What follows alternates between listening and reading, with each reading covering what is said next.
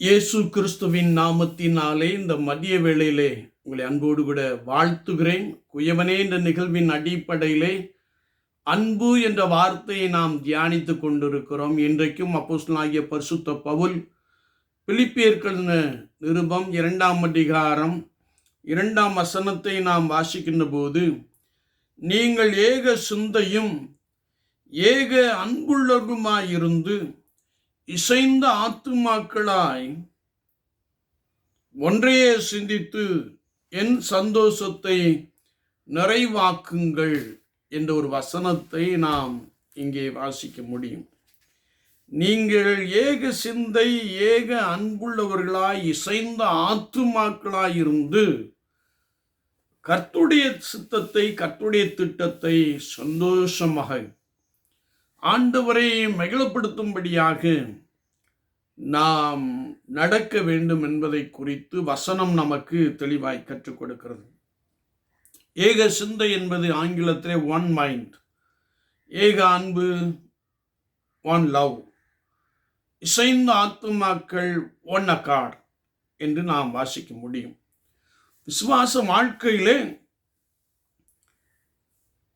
கிறிஸ்துவில் இருந்த சிந்தையே நம்மிலும் இருக்க கடவுது என்று பரிசுத்த வேதாமத்திலே நாம் தெளிவாய் வாசிக்கிறோம்.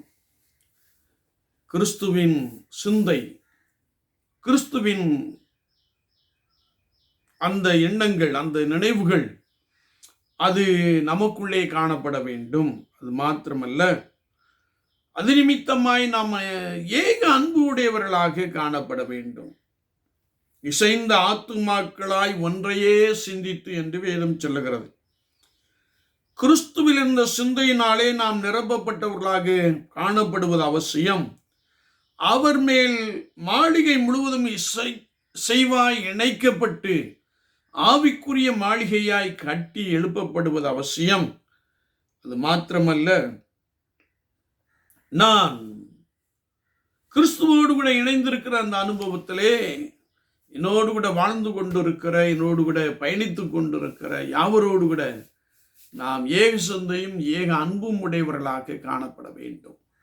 இதை குறித்து நான் பரிசுத்த வேதாமத்திலே பார்க்கின்ற பொழுது, முதலாவது திருச்சபையிலே இந்த செயல்பாடுகள் நிறைந்து காணப்பட்டது. அவர்கள் கர்த்தரை விசுவாசித்து பரிசுத்த ஆவின் வல்லமையினாலே நிரப்பப்பட்டபடியினாலே ஆண்டவருடைய அன்பை வெளிப்படுத்தினார்கள். ஒரு மனதோடு கூட காணப்பட்டார்கள். கர்த்தருடைய இருதயத்தோடு கூட இசைந்து காணப்பட்டார்கள். உலக வாழ்க்கையில ஆவிக்குரிய மாளிகையாய் கட்டி எழுப்பப்பட்டார்கள் என்பதை நாம் விசுவாச வாழ்க்கையிலே அறிந்து கொள்கிறோம். என்னை கேட்டுக்கொண்டு இருக்கிற என் அன்பு திருச்சபையே, என் அன்பு சகோதரனே சகோதரியே, கர்த்தரை ஆராதிக்கின்ற காரியத்திலே நாம் ஏக சிந்தை ஏக அன்பு செய்த ஆத்துமாக்களாய் காணப்படுகிறோமா? அதை ஆவியானவர் நம்மிடத்தில் எதிர்பார்க்கிறார். அந்த எதிர்பார்ப்பை நாம் நிறைவேற்றுகின்ற பொழுது ஆண்டவர் சந்தோஷப்படுகிறார், பரலோகம் மகிழ்ச்சி அடைகிறது. ஆண்டவர் நாமே அப்படிப்பட்ட ஒரு அனுபவத்தை நமக்குள்ளே நிறைவாய் கொடுப்பாராக. ஆமீன், ஆமீன்.